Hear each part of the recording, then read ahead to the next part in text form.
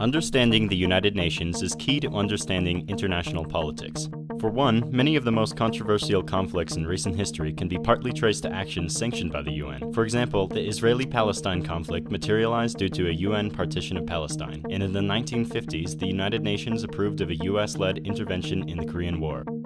So how exactly does the United Nations work? Well, the whole purpose of the UN is to promote cooperation between nation-states. As of 2016, there are 193 members. Notable non-members include Taiwan, Kosovo, and Palestine, which is recognized as an observer state. The structure of the United Nations is laid out in its founding document, the United Nations Charter. This document describes the process for legislative, judicial, and executive processes. Primarily, decisions are controlled by the United Nations system, which is composed of 6 principal organs and various specialized agencies. The General Assembly is the main legislative branch, and all member states have equal representation within it.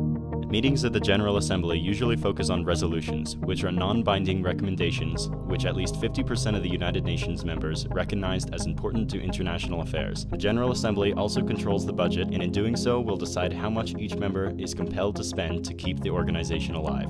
A controversial aspect of the General Assembly is a consequence of the equal representation. This one state, one vote system potentially allows a resolution to pass with 2/3 support by nations that only comprise 5% of the world population. The Security Council is possibly the most controversial of the 6 organs, however, and for a good reason. This organ oversees international security matters, including peacekeeping operations and United Nations membership. There are 5 permanent members of the Council, for reasons that I went over in this video, but there are also 10 non-permanent members who are voted on by the aforementioned General Assembly.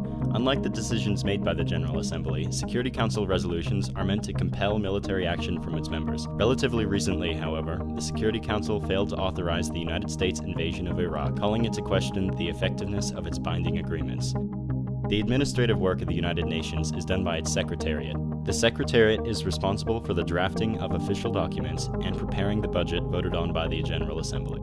The head of the Secretariat is the Secretary General, who acts as a de facto spokesperson for the United Nations. At the time this video is published, the Secretary General is Ban Ki-moon from South Korea.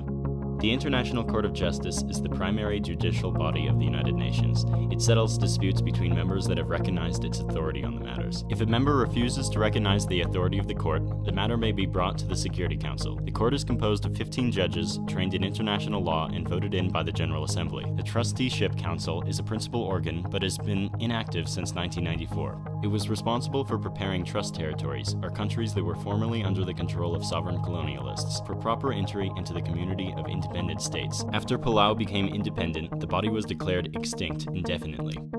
Finally, the Economic and Social Council decides how best to coordinate the United Nations specialized agencies. The specialized agencies carry out actions not normally associated with any other organ and are centrally focused on the development and expansion of trade, economic growth, and social unity. The Economic and Social Council holds 54 members and is led by a president voted in for a 1-year term. Among the specialized agencies include the International Monetary Fund, which promotes economic prosperity, and the World Health Organization, which aims to reduce infectious disease. In addition, the Food and Agriculture Organization has a goal to defeat hunger worldwide.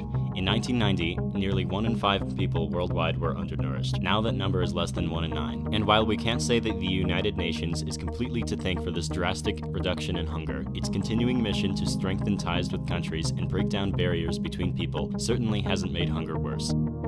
Thanks for watching, and check out our other videos.